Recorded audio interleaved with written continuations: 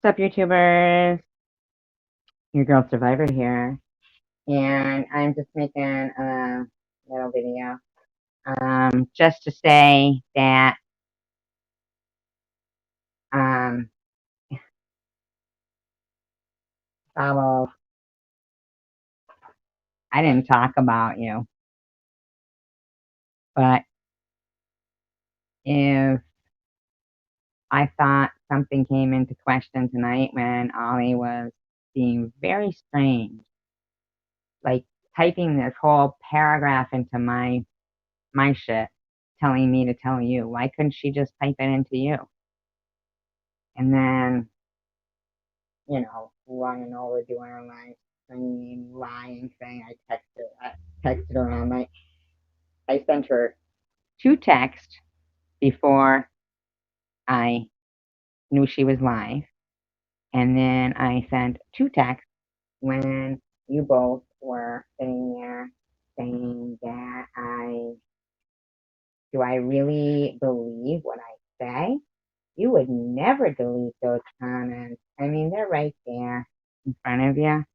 So, you could just say, oh, I'm sorry, you're right, it is right there. But no, that won't happen. We'd rather all of you go, not all of you, but whatever I don't know what to think of it, but the ones that want to just seem to can't wrap their head around somebody who's a nice person. Like, just can't wrap your head around it.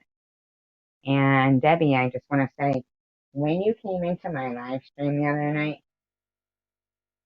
I tried asking you why you were talking to a clone, and I remember you saying something about it was YouTube Studios.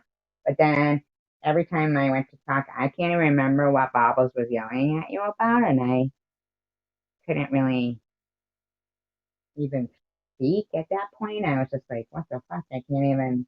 I mean, I really wanted to address something, and then I was seeing in the live, the chat. Oh, Bobbles ripped Debbie a new ass. I mean, I just, you know, I'm not a weak person. And I'll tell you what, I'd rather have cancer than be in chronic pain for like, all my life and then not be able to walk or have pounding migraines every day. That would be worse than having something that we probably all have. I mean, none of you, please don't any of you think that you may not possibly have cancer right now. Just one day you'll just go in for something and just all of a sudden, and all I hope for you is that you do not set eyes on anyone like yourself. If you're one of those people that, you know, are just so mean spirited. What I'm thinking is that the particular people that just can't get away from drama, they love it. They live it. They love it. And Ollie being one of them. That was a good story about holding the hand of your ex-husband and thinking about how much time you wasted. You too, prudently. Look at you. Fucking, you're everywhere, man. You are one of the biggest disappointments. They should call you imprudently. Cause man, the shit that could be shown that you've been doing behind the scenes to numerous people. Not just me. Numerous. I even watched that whole live stream where you attacked Ollie in there and in Debbie's live stream, saying she was anchor of hope. And no, you didn't. I'm sorry, saying she was Janice Dickinson. You didn't realize she was the anchor of hope. And you were going off and you were talking about how you had gotten into nitties and had an argument with Janice Dickinson, not to do with me at all. And I wasn't going any of those places. I was just happy in my little live stream trying to do cryptids and shit. And right at the end, you weren't scheduled. I didn't even have a stream scheduled. But right at the end, you know, see you later in SGs. And you called me right up and said, can you go live? Can you go live? I'm so angry right now. I'm shaking. I know you don't like to do drama. And I watched that live stream and damn, you were a bitch in there to Ollie. And I don't even like Ollie. I've tried to. I wanted to. She doesn't want to be liked, you know? She doesn't want to be liked. Can't tell the truth. She lied the other day and said someone wasn't them. And then immediately they were in the live stream I was at saying, yeah, that's really them. I mean, what do you believe what you say? What a shame. I think it's sad that if, your ex was watching down on you and heard you telling that story about, thinking of how much time you wasted being so malicious and evil. Because you were lying out and out in there. Like, and I mean, there's the picture of the live stream where those comments were deleted. And you fucking know damn well I didn't text you 15 times during your live stream. You are out of your mind. Out of your mind. And that is the case here. Is that, I don't know, maybe prudently it was toxic before, and all we know was toxic. And Izzy was, and I'm just saying that some people don't really want to be in a channel where there's no drama. They can't handle it. They don't even think that deep about what could hurt somebody's feelings. Or they don't even think that deep that, wow, how stupid do you think this person is? You know what I mean? And one thing I'm not is stupid.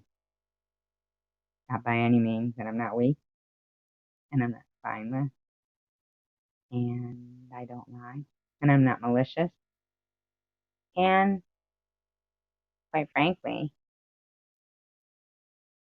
just like Tom Reed said, I mean, a response video isn't drama. I didn't stir that shit. I'm just saying it, you know? My shit's my shit, mind your own business. Don't stir shit with me. I don't give a fuck if you think I'm faking cancer. I don't give a fuck if anybody thinks I put my own foot in. I don't give a fuck if you want me to die so you can shit on my grave. Because, quite frankly, I don't see any of you coming and saying it to my face. And if you want to, you're more than welcome, you know? But when I'm just listening to some weirdo offering money, this Marcy Smith, whoever the fuck that witch is, bitch, get a life. What are you, my fucking ex-stalker? Fucking his girlfriend or something? Fucking Jesus Christ, it doesn't bother you that your boyfriend still obsesses over the girl he dated for 6 weeks? Come on. And to call me paranoid, bitch, you guys are all sitting in a live stream talking about me. What's paranoid about that? Looks to me like that's what's going on. Come on. You guys may as well have skipped in together today. Bubbles is so smart, Jules is saying. She doesn't get to talk smart to me like that. And I'm not swallowing my pride down, having to be nice to somebody I don't like. And I'm not having somebody tell me they gave me a chance for a resolution with them. I don't want one. I don't like people that are untrustworthy and are mean. So I don't know why you would think, rather than be loyal as a friend, you'd think I'd want to pretend to like somebody just to remain somewhere. Mm-mm. I don't need to compromise my convictions to be included in a group that I saw get pretty mean and flip real quick on me. Flip real quick.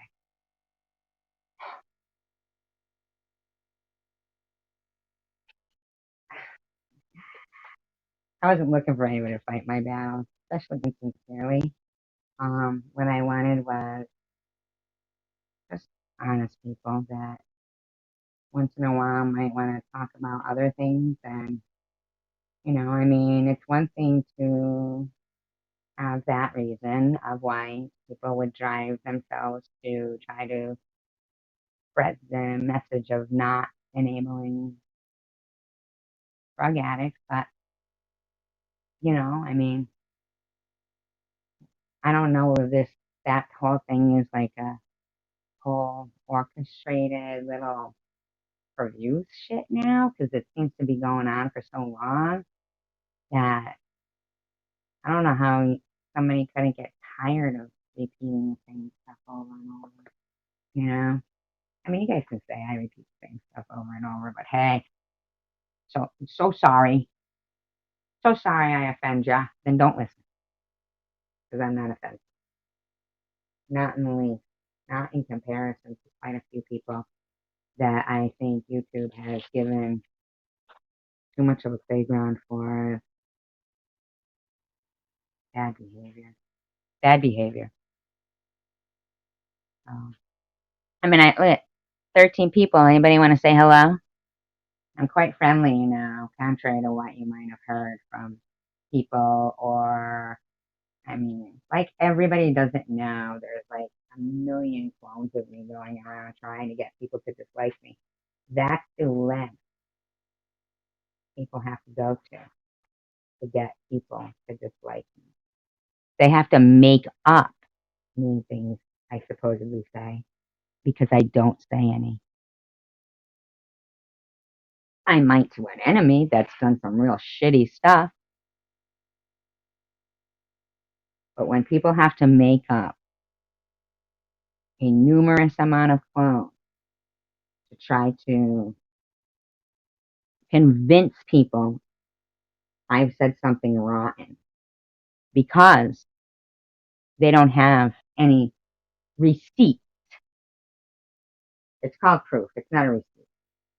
Um, because they don't have any screenshots showing me doing anything mean. So, or anything that isn't warranted. So they have to literally make numerous clones to try to make me look bad because the real me isn't bad. And that's the bottom line on that one.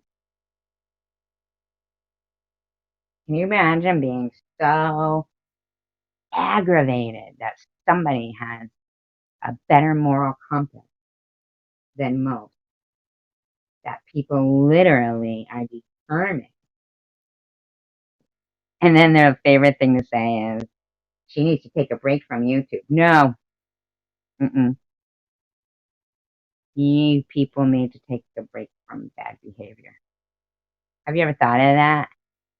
Have you ever thought that maybe it might be nice to be nice to people?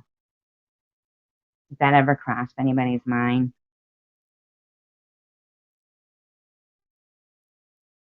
I don't know if it does. I mean, oh God, a freaking new account that's just popped up. JWJ with Jesus. Brand new account. Nobody's seen it before. Already modded in. Holly. Isn't that odd? Fucking hey, man. Tell you that Deb that mentioned that typing with forehead comment that night. She hit it on the head when she said, "What's with all this emailing everybody behind the scenes now?" That seems strange. It does. Hmm. That's not paranoia talking. That's somebody who's observing shit. Everybody's not as stupid as stupid people think. So just don't give a shit if I sit here and talk to myself or whatever, because I'll tell you what, it'd be sure nice to see somebody that has something nice to say or something of importance, but I'm gonna guess that these up to 13 people it was, I guess they just didn't have anything nice to say, so they must have listened to their mothers and decided not to say anything at all. So I guess that's pretty good, right? Or maybe they're just people who are afraid that they're going to be liked by the masses of bullies and they don't want to be their next target. That's kind of sad.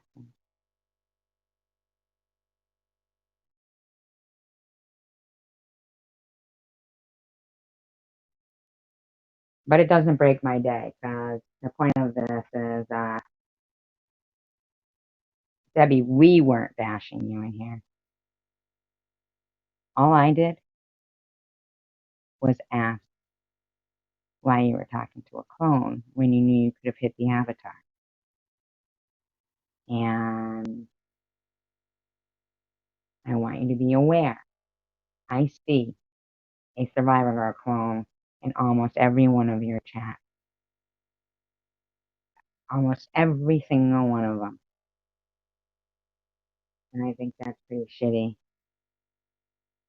And I hope you just keep ignoring them because I don't know what the determination is for these people that they are just so intimidated by somebody with a good moral compass and ethics and morals and integrity that they are determined to try to make me look bad. But you know what? When I look in the mirror, that's the look that matters. I don't give a shit what people think of me that know the truth about things or know that there's 11 clones or know the stupidest shit in the world and pump it out there as truth. And then when some truth is seen, so I just want you to know, and I'm not trying to be mean or nothing, but you do see that you did delete those comments, right? That is you, right? You did. I mean, serious, and they were both comments that were like positive towards me on my side, so it was kind of strange. And I also have people who take screenshots and note of things and think they're odd. Sorry. I know you guys think everybody hates me, but not everybody. Not everybody.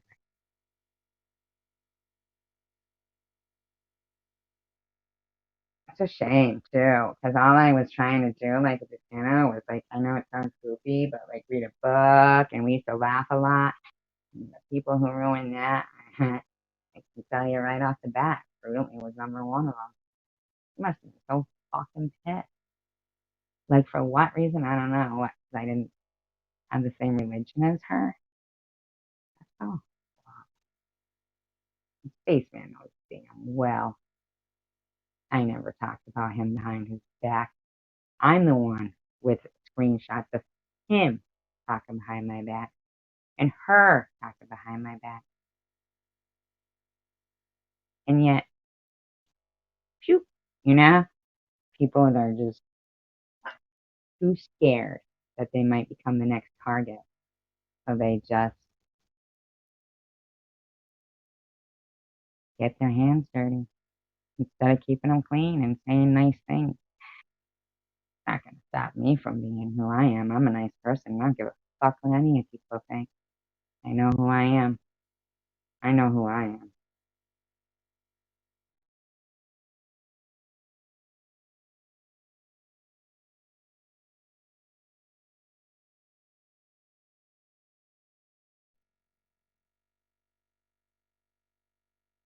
But I think it is sad that a few fucking drama addicted teens throughout the last couple of months,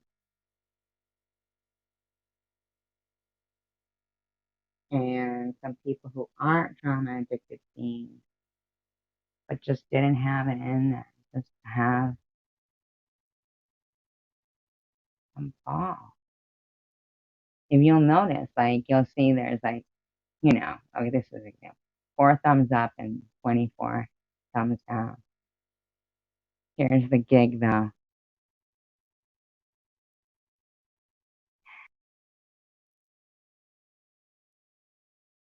I have more than 4 people who like me. I have more than 4 people that I go to their channels and give them just a thumbs up, even in support, and go to their live streams and support regularly. And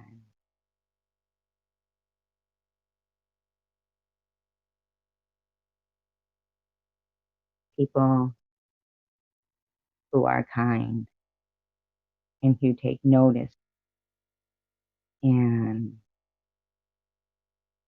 I guess have, empathy and compassion and appropriate behavior of what's kind. People know what's mean and what's nice. People know it.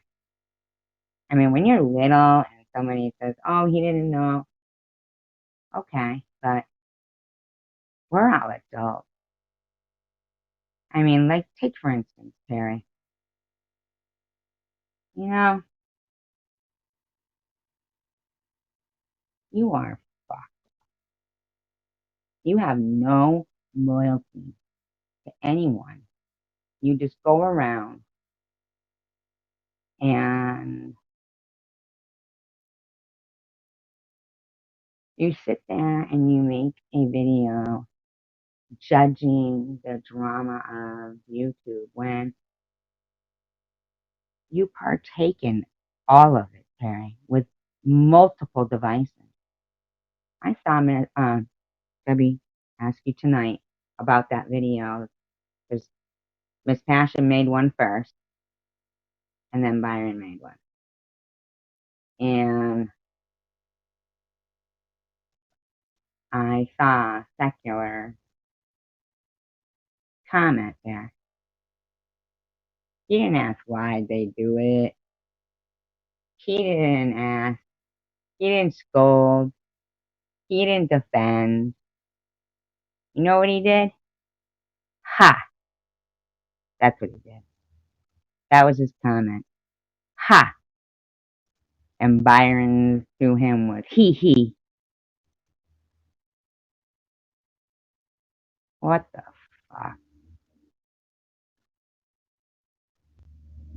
I mean, for one thing, Debbie, I don't even know why you would even consider even.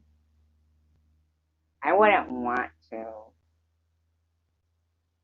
Well, no, I'm not even gonna say. I understand why you try to be forgiving. I do. You know what? On the outside looking in, it's a lot easier to say, oh, I'm sorry, I didn't even notice. Well, don't you worry, because me and the fam got your back, and us penguins will be disheveled penguins. My daughter has a penguin tattoo. I like the name. That's cool. Do you have a channel? What's your content? I appreciate that. Those are kind words. Thank you.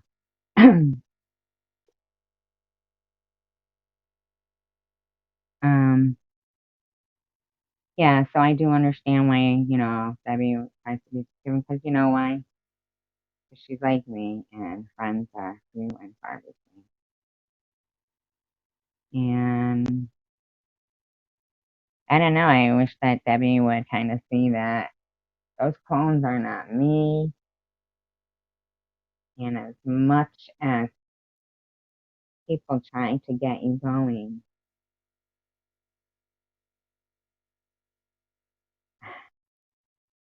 Debbie, you got to understand that when you came in here and I was kind of pissed, like saying to you, why were you calling me a bitch in your comments? But then, like, you act like you just came in my live stream and I was talking about you. But it wasn't that way, you know. Hi, Tommy. Oh my God, it's so weird that you came in here because I was literally like 45 minutes ago thinking about you because I was like, I think I'm gonna go live and to myself, you know, and then I was like, Tommy Highway doesn't come in anymore, and I doubt he's even awake now. I don't know why you came to mind like that. That's so weird. Thank you for coming in. It's been a rough night. I hope everything's going well for you. I'll drop this link if you want to come in. I unmodded a lot of people, so there's some control, but there's not. It's late anyway, you know what I mean? But things have changed.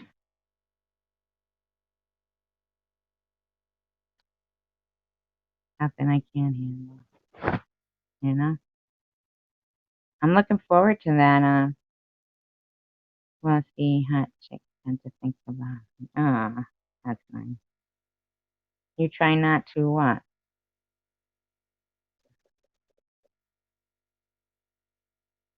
What? I gotta get something to drink. I'll be right back. So, if you try to come in, be right back.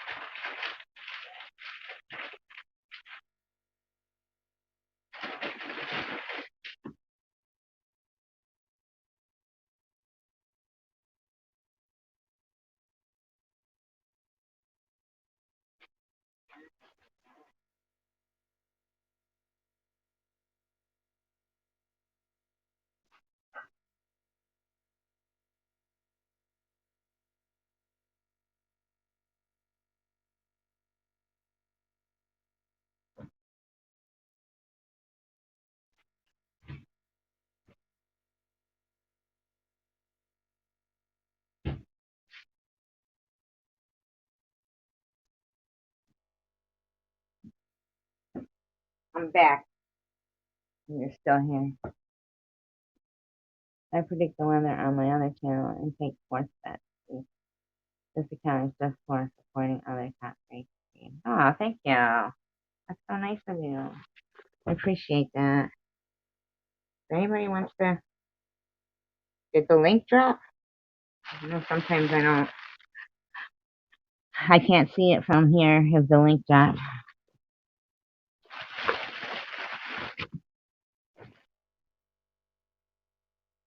Chocolate milk better not be bad. Can't even read the state.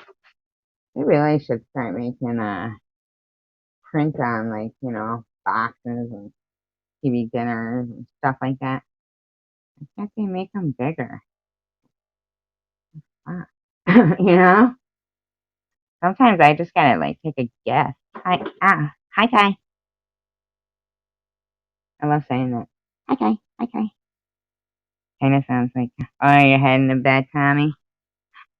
Well, have a great dream about me.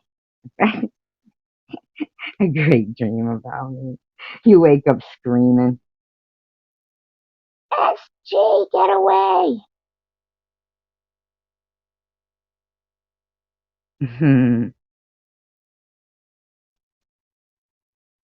I'm looking forward to your please make sure that you notify me when that guy Tom Reed, not Tom Reed chosen one by the way, the guy from Great Barrington, that you know, the abducted one. Yeah, I think that's interesting. You know, I keep saying I'm going to take a ride up there, and I think they said that Something's gone. My daughter went. I'm sorry, I'm opening up something. My daughter went, took some pictures.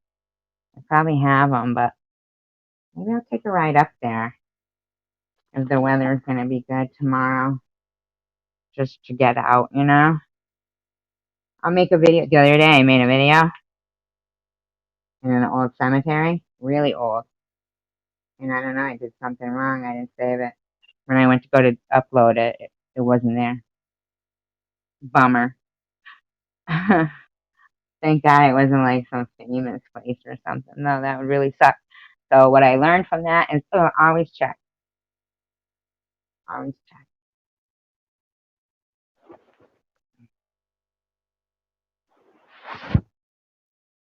So how are you, Kai and Penguin? Are you still here? And anybody else?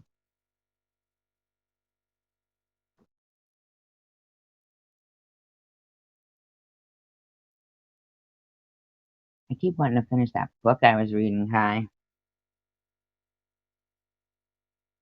I gotta freaking check the dates that these books were due back.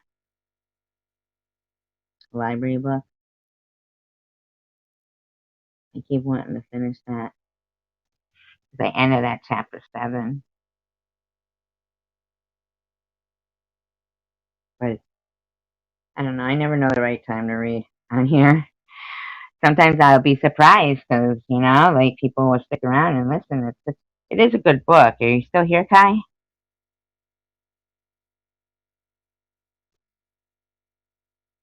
And then there was the other one I was reading, Kai. Remember?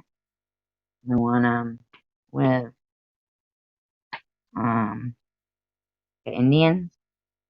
That was good. I haven't seen Ben lately. And then I ended my live stream fast the other day when I was reading the book. I couldn't help but get teared up in the book. I'm sorry.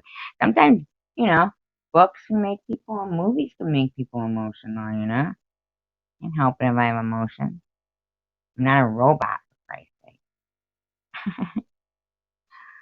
Although they might think I talk like one. Hmm,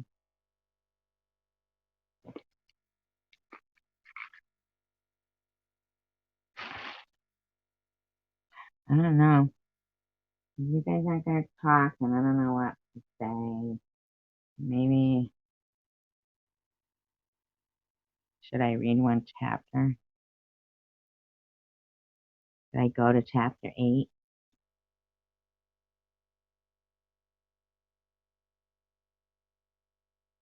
I mean, maybe I'll put you to sleep. Not bad, right? So sleepy time story. I'm sorry if I'm not exciting and I don't commentary. I don't have two devices. Oh, fuck it. All right, so briefly, the book is called The Art of Racing in the Rain. It is told from the eyes of a dog. He is a yellow lab named Enzo.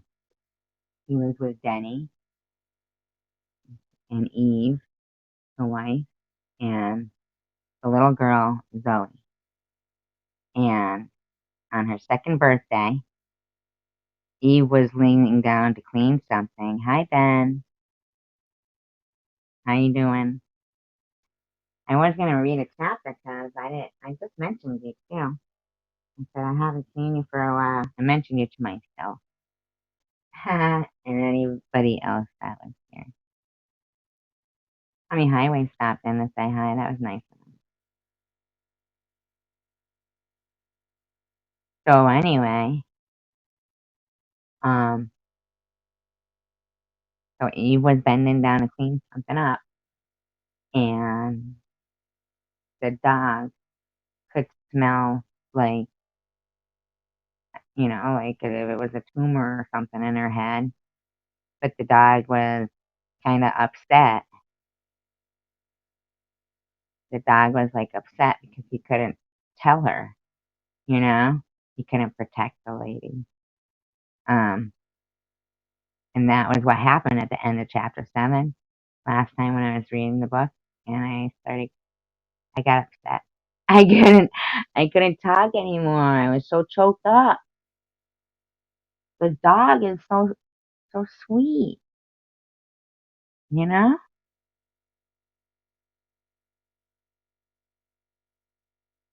Yeah, it was pretty bad earlier. But,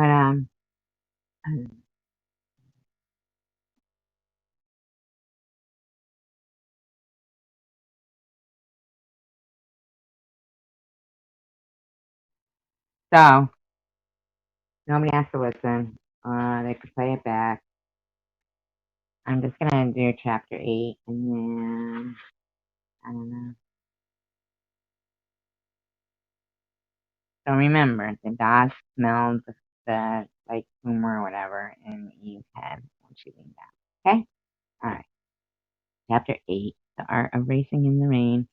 The story is told from the eyes of the dog. Okay? His name's Enzo. Yellow Lab. One summer Saturday afternoon, after we had spent the morning at the beach, at Alki, swimming, and eating fish and chips from Spud, we returned to the house, red and tired from the sun. Eve put Zoe down for a nap. Denny and I sat in front of the TV to study. He put on a tape of an enduro he had been asked to co-drive in Portland a few weeks earlier.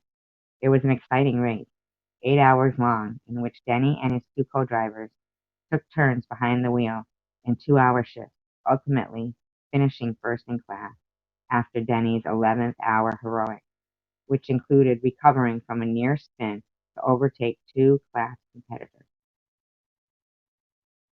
Watching a race entirely from in-car video is a tremendous experience.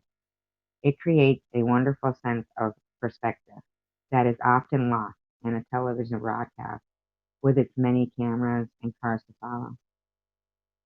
Seeing a race from the cockpit of a single car gives a true feeling of what it's like to be a driver. Now, the book isn't about racing or anything. It's just like he uses it metaphorically a lot, the dog, because he likes racing. um, the grip on the steering wheel, the dash, the track, and the glimpse through the rearview mirror of other cars overtaking or being overtaken. The sense of isolation, the focus and determination that are necessary to win. Denny started the tape at the beginning of his final stint, with the track wet and the sky heavy with dark clouds that threatened more rain. We watched several laps in silence. Denny drove smoothly and almost alone, as his team had fallen behind after making the crucial decision to pull into the pits and switch to rain tires. Other racing teams had predicted the rain would pass and dry track conditions would return, and so had gained more than 2 laps on Denny's team. Yet the rain began again, which gave Denny a tremendous advantage. Denny quickly and easily passed cars from other classes, underpowered Miatas that darted through the turns with their excellent balance, big engine Vipers with their atrocious handling. Denny, in his quick and muscular Porsche Cup car, slicing through the rain. "How come you go through the turns so much faster than the other cars?" Eve asked. I looked up. She stood in the doorway, watching us. "Most of them aren't running rain tires," Denny said. Eve took a seat on the sofa next to Denny. "But some of them are." "Yes, some," he said. We watched. Denny got up behind a yellow Camaro at the end of the back straight, and though it looked as if he could have taken the other car and turned 12, he held back. Eve noticed. "Why didn't you pass him?" she asked. "I know him. He's got too much power and would just pass me back on the straight. I think I'd take him in the next series of turns." Yep, at the next turn-in, Denny was inches from the Camaro's rear bumper. He rode tight through, the double apex right-hand turn, and then popped out at the exit to take the inside line for the next turn. A quick left, and he zipped right by.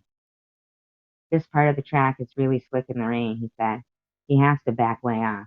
By the time he gets his grip back, I'm out of his reach. On the back straight again, the headlights illuminating the turn markers against the sky that was still not completely dark, the Camaro could be seen, and Denny's panoramic racing rearview mirror fading into the background. Did he have rain tires, Eva? I think so, but his car wasn't set up right. Still, you're driving like a track isn't wet, and everyone else is driving like it is. Turn 12, and blasting down the straight, we could see brake lights of the competition flicker ahead. Denny's next victim. That which you manifest is before you, Denny said softly. What? Eve asked. When I was 19, Denny said after a moment, at my first driving school down at Sears Point, it was raining, and they were trying to teach us how to drive in the rain. After the instructors were finished explaining all their secrets, all the students were totally confused. We had no idea what they were talking about. I looked over at the guy next to me. I remember him. He was from France, and he was very fast. Gabriel Fleuret. He smiled and he said, that which you manifest is before you. Eve stuck out her lower lip and squinted at Denny. And then everything made sense, she said jokingly. That's right, Denny said seriously. On the TV, the rain didn't stop. It kept coming. Denny's team had made the right choice. Other teams were pulling off into the hot pits to change to rain tires. Drivers are afraid of the rain, Denny told us.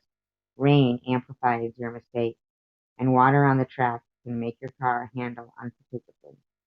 When something unpredictable happens, you have to react to it. If you're reacting at speed, you're reacting too late, and so you should be afraid. Get that? Like a metaphor, like you should be afraid. That way your reactions are prepared. You don't want to react at speed. You see, like it's symbolic, like metaphor. Um, I'm afraid just watching it, you said. If I intentionally make the car do something, then I can predict what it's going to do. In other words, it's only unpredictable if I'm not possessing it. So you spin the car before the car spins itself? She asked. That's it. If I initiate the action, if I get the car a little loose, then I know it's going to happen before it happens. Then I can react to it before even the car knows it's happening. And you can do that? Dashing past other cars on the TV screen, his rear end suddenly stepped out. His car got sideways, but his hands were already turning to correct, and instead of his car snapping around into a full spin, he was off again, leaving the others behind. Eve sighed in relief, held her hand to her forehead. Sometimes, Benny said, but all drivers spin. It comes from pushing the limits, but I'm working on it, always working on it, and I had a good day. She sat with us another minute, and then she smiled at Benny almost reluctantly and stood up. I love you, she said. I love all of you, even your racing, and I know on some level that you are completely right about all this. I just don't think I could ever do it myself. She went off into the kitchen. Jenny and I continued watching the cars on the video as they drove around and around the circuit, drenched in darkness. I will never tire of watching tapes with Denny. Remember, this is the dog talking. He knows so much, and I have learned so much from him. He said nothing more to me. He continued watching his tape, but my thoughts turned to what he had just taught me. Such a simple concept, yet so true. That which we manifest is before us. We are the creators of our own destiny.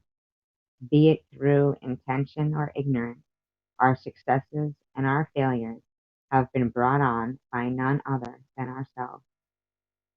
I considered how that idea applied to my relationship with Eve. It was true that I carried some resentment towards her for her involvement in our lives, and I know that she sensed that fact and protected herself by remaining aloof.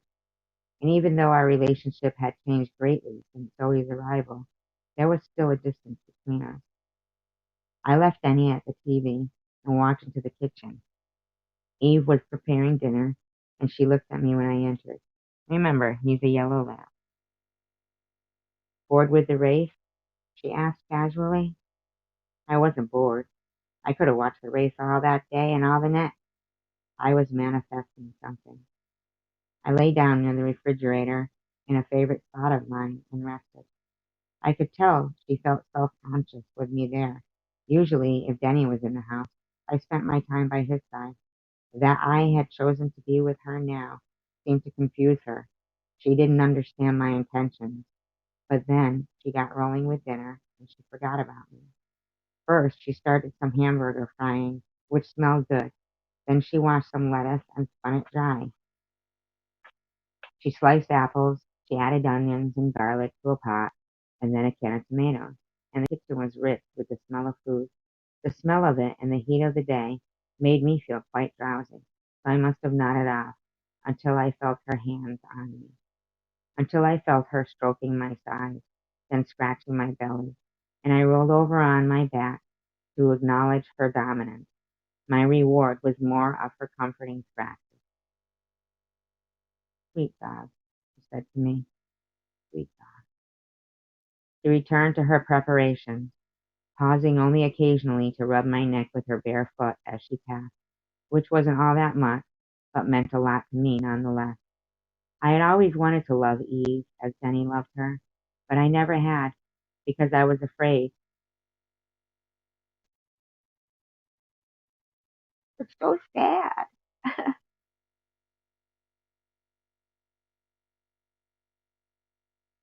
She was my rain.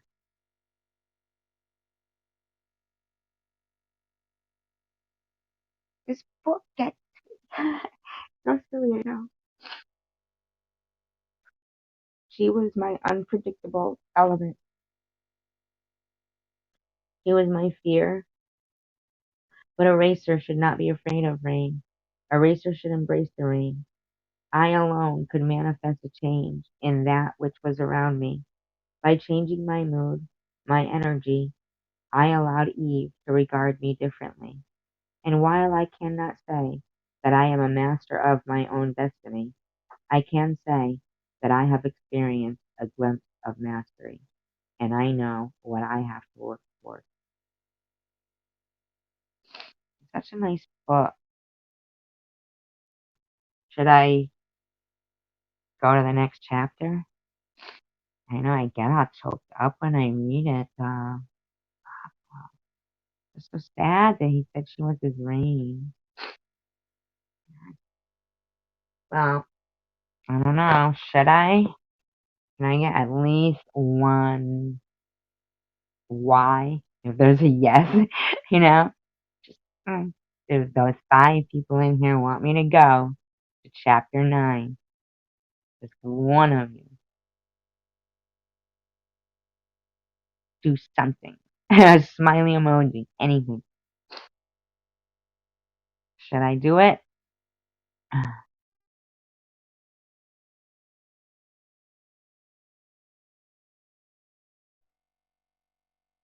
All right, I will. Okay. Chapter 9. A couple of years after we moved into the new house, something very frightening happened. Danny got a seat for a race at Watkins Glen. It was another enduro, but it was with a well-established team, and he didn't have to find all the sponsorship money for his seat. Earlier that spring, he had gone to France for a Formula Renault testing program. It was an expensive program he couldn't afford. He told Mike his parents paid for it as a gift, but I had my doubts. Thank you, Ben. Did you hear the first that chapter I read? um, his parents lived very far away in a small town, and they never visited in all the time I had been there. Not for the wedding, Zoe's birth, or anything. No matter. Wherever the funding came from, Benny had attended this program, and he had kicked ass because it was in France in the spring when it rained. When he told Eve about it, he said that one of the scouts who attend these things approached him in the paddock after a session and said, "Can you drive as fast in the dry as you can in the wet?" And Benny looked him straight in the eyes and replied simply, "Try me. That which you manifest is before you." The scout offered Denny a tryout, and Denny went away for 2 weeks, testing and tuning and practicing. It was a big deal. He did so well they offered him a seat in the enduro race at Watson's Glen. When he first left for New York, we all grinned at each other because we couldn't wait to watch the race on the Speed Channel. "It's so exciting," Eve would giggle. "Daddy's a professional race car driver." And Zoe, whom I love very much and would not hesitate to sacrifice my own life to protect, would cheer and hop onto her little race car they kept in the living room and drive around in circles until we were all dizzy, and then throw her hands into the air and proclaim, "I am the champion." I got so caught up in the excitement, I was doing idiotic dog things like digging up the yard, balling myself up, and then stretching out long and thin on the floor with my legs straight and my back arched and letting them scratch my belly and chasing things. I chased. It was the best of times, really. And then it was the worst of times. Race day came, and Eve woke up with a darkness upon her, a pain so insufferable. She stood in the kitchen in the early hours before Zoe was awake and vomited with great intensity into the sink.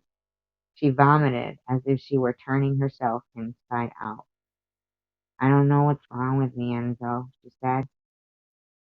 And she rarely spoke to me candidly like that, like how Denny talks to me, as if I'm his true friend, his soulmate. The last time she had talked to me like that was when Zoe was born. But this time, she did talk to me like I was her soulmate. She asked, "What's wrong with me?" She knew I couldn't answer. Her question was totally rhetorical. That's what I found so frustrating about it. I had an answer.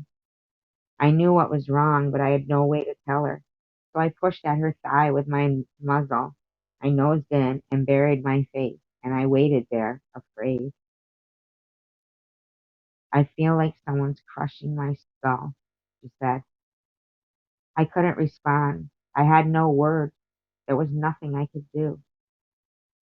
"Someone's crushing my skull," she repeated. And quickly, she gathered some things while I watched. She shoved Zoe's clothes in a bag and some of her own and toothbrushes, all so fast, and she roused Zoe and stuffed her little kid feet into her little kid sneakers, and bang, the door slammed shut, and click click, the deadbolt was thrown, and they were gone. And I wasn't gone. I was there. I was still there. They left him alone. But serious. Chapter 10 is 2 pages. Want it or not? I'm shaking up my drink. Not good. It's not liquor drink or anything. But Ben, are you still here?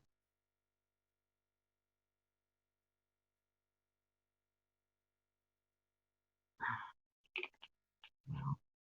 It's only 2 pages. I'll do it anyway. All right.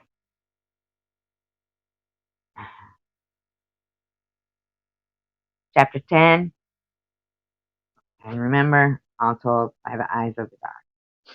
Ideally, a driver is a master of all that is around him. Ideally, a driver controls the car so completely that he corrects a spin before it happens. He anticipates all possibilities. But we don't live in an ideal world. Thank you, Ben. In our world, surprises sometimes happen. Mistakes happen, incidents with other drivers happen, and a driver must react. When a driver reacts, Denny says, it's important to remember that a car is only as good as its tires. If the tires lose traction, nothing else matters. Horsepower, torque, braking, all is moot when a skid is initiated. Until speed is scrubbed by good old-fashioned friction and the tires regain traction, the driver is at the mercy of momentum, and momentum is a powerful force of nature. It is important for the driver to understand this idea and override his natural inclination. Just in case anybody is new, just this is like metaphorically speaking. Okay?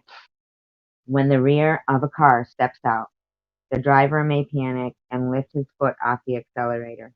If he does, it will throw the weight of the car toward the front wheel. The rear end will snap around and the car will spin. A good driver will never try to catch the spin by turning wheels in the direction the car is moving. He may succeed, however, at a critical point. Will try to. Okay, I said will never. Let me read that sentence over again. A good driver will try to catch the spin by turning wheels in the direction the car is moving. Really? I always thought it. You turn into the spin? Yeah? Okay. He may succeed. However, at a critical point, the skid has completed its mission, which was to scrub speed from a car going too fast. Suddenly, the tires find grip and the driver has traction. Unfortunately for him, with his front wheels turned sharply in the wrong direction. This induces a counterspin, as there is no balance to the car whatsoever. Thus, the spin in one direction, when overcorrected, becomes a spin in the other direction, and the secondary spin is much faster and more dangerous. If, however, at the first moment his tires began to break free, our driver had been experienced enough to resist his instinctive reaction, he may have been able to apply his knowledge of vehicle behavior. So basically, resist your instinct, right? And instead increase the pressure on the accelerator and at the same time ease on the gas. The increase in acceleration would have pushed his rear tires onto the track and settled his car. Relaxing the steering would have lessened the lateral G-forces at work. The spin would therefore have been corrected. But our driver would then have to deal with the secondary problem. His correction has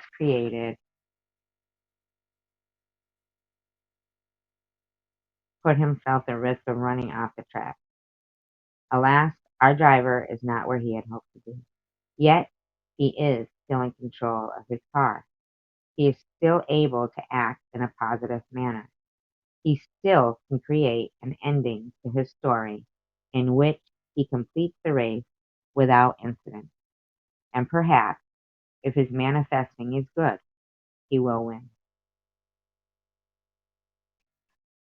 And the next chapter is the dog in the house by himself. He kind of freaks out, but anyway, you want to hear it? Okay. Chapter 11. It's all told from the eyes of the dog, a yellow lab named Enzo. When I was locked in the house suddenly and firmly, I did not panic. I did not overcorrect or freeze. I quickly and carefully took stock of the situation and understood these things. Eve was ill, and the illness was possibly affecting her judgment, and she likely would not return for me. Denny would be home on the third day after 2 nights. I am a dog, and I know how to fast. It's part of the genetic background for which I have such contempt. When God gave men big brains, He took away the pads on their feet and made them susceptible to salmonella. When he denied dogs the use of thumbs, he gave them the ability to survive without food for extended periods. While a thumb, one thumb, would have been very helpful at that time, allowing me to turn a stupid doorknob and escape, the second best tool, and the one at my disposal, was my ability to go without food. For 3 days, I took care to ration the toilet water. I wandered around the house, sniffing at the crack beneath the pantry door and fantasizing about a big bowl of kibble, scooping up the occasional errant dust-covered Cheerio Zoe had dropped in a corner somewhere, and I urinated and defecated on the mat by the back door next to the laundry machine. I did not panic. So anyway, he has like this little hallucination with this, zebra, and he tears it all apart and stuff. And so the following afternoon, Denny returned because he was like hallucinating because he was so hungry. The following afternoon, Denny returned. I heard the taxi pull up, and I watched him unload his bags and walk them up to the back door. I didn't want to seem too excited to see him, and yet, at the same time, I was concerned about what I had done to the doormat, so I gave a couple of small barks to alert him. Through the window, I could see the look of surprise on his face. He took out his keys and opened the door, and I tried to block him, but he came in too quickly, and the mat made a squishy sound. He looked down and gingerly hopped into the room. "What the hell? What are you doing here?" He glanced around the kitchen. Nothing was out of place, nothing was amiss, except me. "Eve," he called out, but Eve wasn't there. I didn't know where she was, but she wasn't with me. "Are they home?" he asked me. I didn't answer. He picked up the phone and dialed. "Are Eve and Zoe still at your house?" he asked, without even saying hello. "Can I speak to Eve?" After a moment, he said, "Enzo is here." He said, "I'm trying to wrap my head around it myself. You left him here?" He said, "This is insane. How could you not remember that your dog is in the house?" He said, "He's been here the whole time?" He said very angrily, "Shit." And then he hung up the phone and shouted in frustration, a big, long shout that was very loud. He looked at me after that and said, "I am so pissed off." He walked through the house quickly. I didn't follow him. I waited by the back door. A minute later, he returned. "This is the only place you use?" he asked, pointing at the mat. "Good boy, Enzo. Good work." He got a garbage bag out of the pantry and scooped the sopping mat into it and tied it closed and put it on the back porch. He mopped up the area near the door. "You must be starving." He filled my water bowl and gave me some kibble, which I ate too quickly and didn't enjoy, but at least it filled the empty space in my stomach. In silence, fuming, he watched me eat, and very soon, even Zoe arrived on the back porch. Jenny threw open the door. "Unbelievable," he said bitterly. "You are unbelievable." "I was sick," Eve said, stepping into the house with Zoe hiding behind her. "I wasn't thinking." "He could have died." "He didn't die." "He could have died," Jenny said. "I've never heard of anything so stupid, careless, totally unaware." "I was sick," Eve snapped at him. "I wasn't thinking." "You don't think. People die. Dogs die." "I can't do this anymore," she cried, standing there shaking like a thin tree on a windy day. Zoe scurried around her and disappeared into the house. "You always go away, and I have to take care of Zoe and Enzo all by myself, and I can't do it. It's too much. I can barely take care of myself." "You should have called Mike or taken him to a kennel or something. Don't try to kill him." "I didn't try to kill him." she whispered.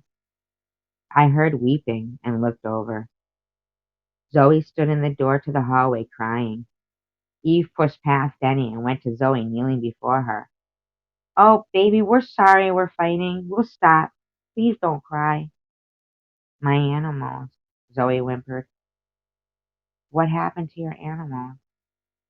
Eve led Zoe by the hand down the hall. Denny followed them. I stayed where I was. I wasn't going near that room where the dancing sex freak zebra had been. I didn't want to see it. Suddenly, I heard thundering footsteps. I cowered by the back door as Denny hurtled through the kitchen towards me. He was puffed up and angry, and his eyes locked on me and his jaw clenched tight. You stupid dog, he growled, and he grabbed the back of my neck, taking a huge fistful of my fur and jerking. I went limp, afraid. He'd never treated me like this before. He dragged me through the kitchen and down the hall into Zoe's room, where she sat stunned on the floor in the middle of a huge mess. Her dolls, her animals, all torn to shreds, eviscerated. A complete disaster. Total carnage. I could only assume that the evil demon zebra had reassembled itself and destroyed the other animals after I had left. I should have eliminated the zebra when I had my chance. I should have eaten it, even if it had killed me.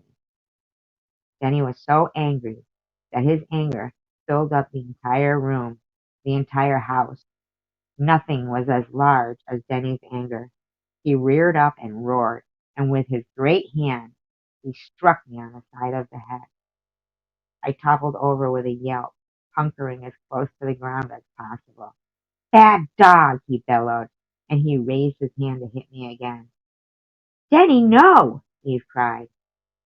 She rushed to me and covered me with her own body. She protected me. Denny stopped. He wouldn't hit her, no matter what, just as he wouldn't hit me. He hadn't hit me. I know, even though I could feel the pain of the blow.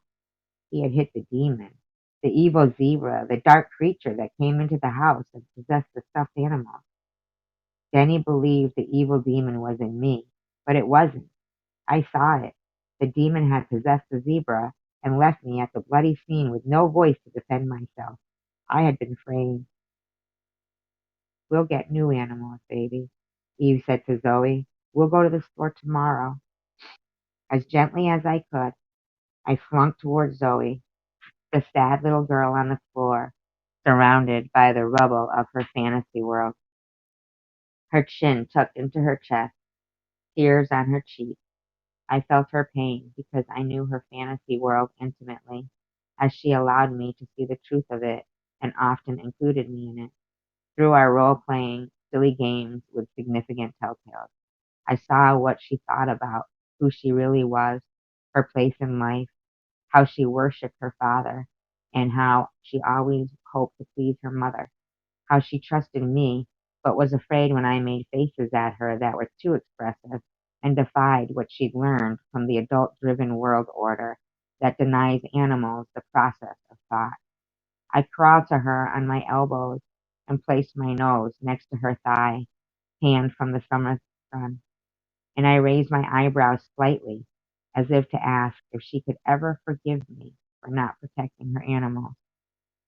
She waited a long time to give me her answer, but she finally gave it. She placed her hand on my head and let it rest there. She didn't scratch me. It would be a while before she allowed herself to do that, but she did touch me, which meant she forgave me for what had happened, though the wound was still raw and the pain was still too great for her to forget. Later, after everyone had eaten and Zoe was put to bed in her room that had been cleaned of the carnage, I found Denny sitting on the porch steps with a drink of hard liquor, which I thought was strange because he hardly ever drank hard liquor. I approached cautiously, and he noticed. It's okay, boy, he said. He patted the step next to him, and I went to him. I sniffed his wrist and took a tentative lick. He smiled and rubbed my neck. I'm really sorry, he said. I lost my mind. The patch of lawn behind our house was not big, but it was nice in the evening. It was rimmed by a dirt strip covered with sweet-smelling cedar chips. where they planted flowers in the spring, and they had a bush in the corner that made flowers that attracted the bees and made me nervous whenever Zoe played near it, but she never got stung. Danny finished his drink with a long swallow and shivered involuntarily. He produced a bottle from nowhere. I was surprised. I hadn't noticed it, and poured himself another. He stood up and took a couple of steps and stretched to the sky. We got first place, Enzo. Not in class.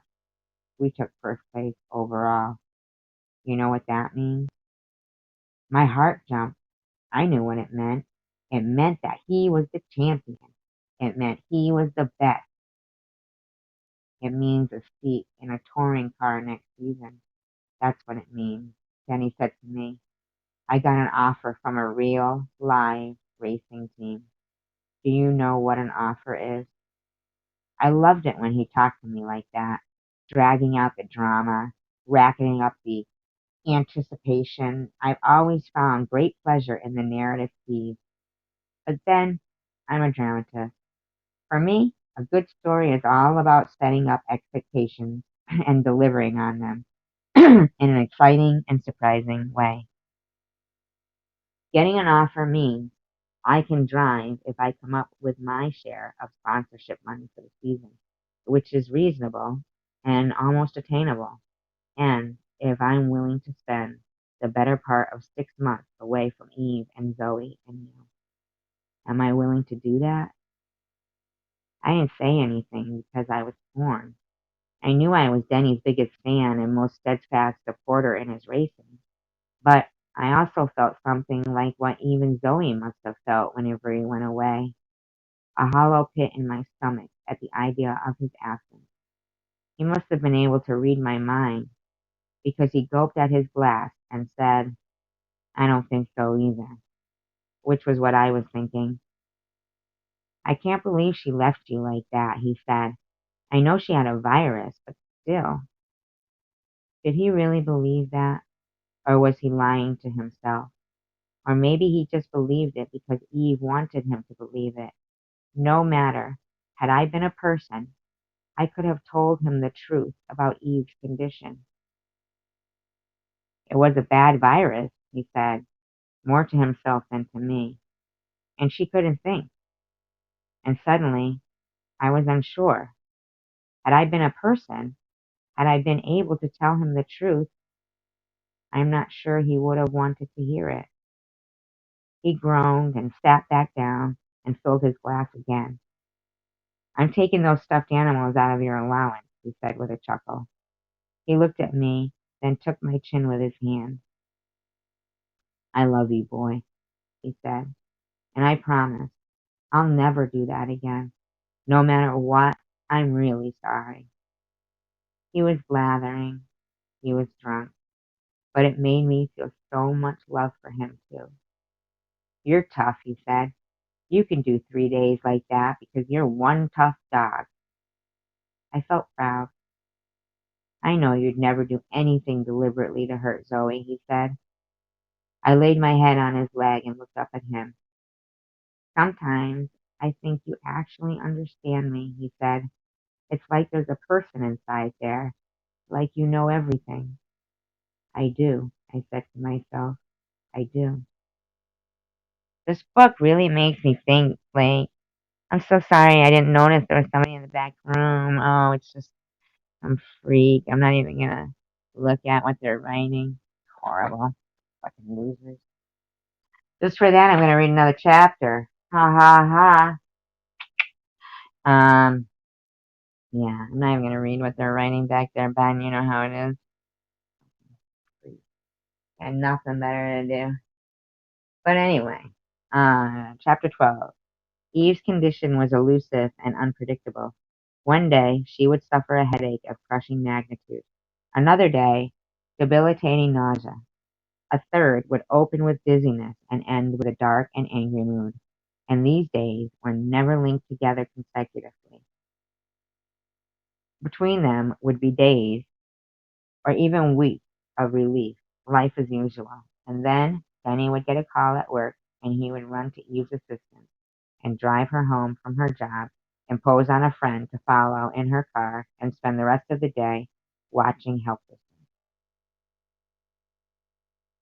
Just, in case if there is, people here, I just want to go over, like, it's just, if anybody's listening, if whatever, it's, the story of this dog, Enzo, he's a yellow lab, and I like the way they symbolically, like refer to the racing metaphorically. Um, I think I think, there's like some funny parts in the book, and I don't know if anybody likes the book or they just never talk in the chat to say if if, they like it or not. So I think what I'll do is that's chapter 12, and I ended on chapter 12. I think I'm gonna end it on chapter 12. But if the same people were the ones because I noticed that it kind of stayed right at 5 or 6. A couple of times it went up a little more. So if those are the same people who were listening, um, thank you. Thank you, Ben. Thank you for listening. And if you want to ever hear it again, just shoot me a little comment or whatever. But it's about to get into some serious shit. It's just not really about anything. It's just about regular life, you know? And the dog, telling the story and what he sees. And I promise, if you're a dog lover or whatever, even a cat. And then my cat looks so cute right now. Oh my god, he looks so cute. But yeah, if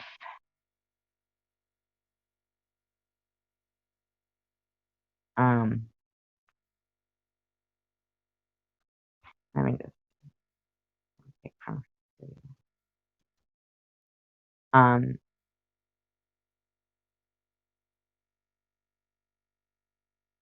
but so the next time I'll start with chapter 12, and the dog kind of just, makes you think that, like how at the end of that chapter, the dog was saying that he does understand. So anyway, the next time I do it, I don't know, just check my lives if anybody wants to see if I finish. Because I had started that other book about the Indians, remember that? And I never finished that one either. And I really want to. This book I read a couple of times. It's so damn good. Anyway, thank you, and peace, love, and tacos. Bye.